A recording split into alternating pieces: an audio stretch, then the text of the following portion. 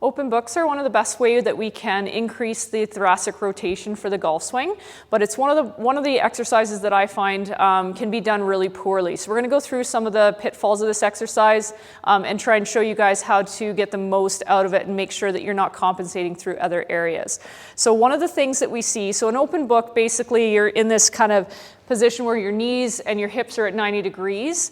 We're going to start with the hands kind of together here.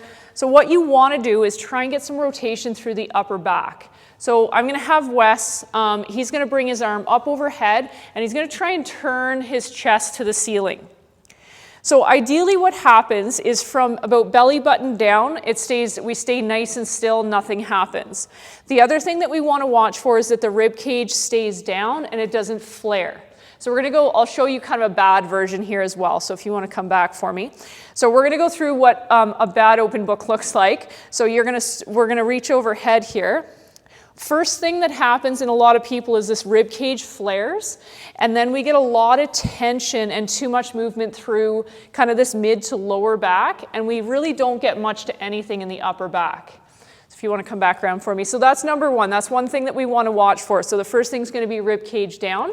Second thing that happens a lot with this exercise is we tend to get too much movement through the lower body. So as you open up and you're trying to get this separation, upper body from lower body, the hips tend to move too much.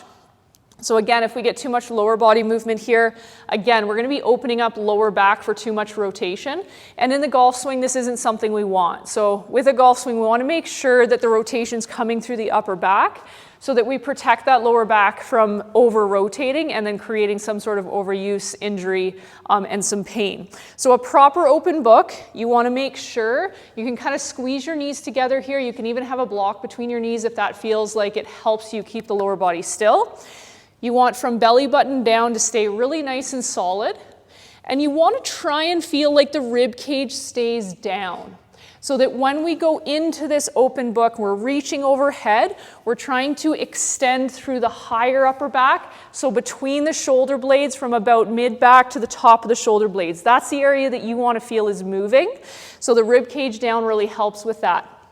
So once we're set in this position, we're going to slowly start to reach that arm up. You're feeling like you're extending through the high upper back, and then you're going to turn the chest to the ceiling.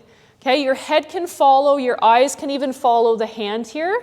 Once you're in this stretch position, you can again kind of check the rib cage, make sure that it's down, make sure you're feeling a little bit of stretch in that upper back.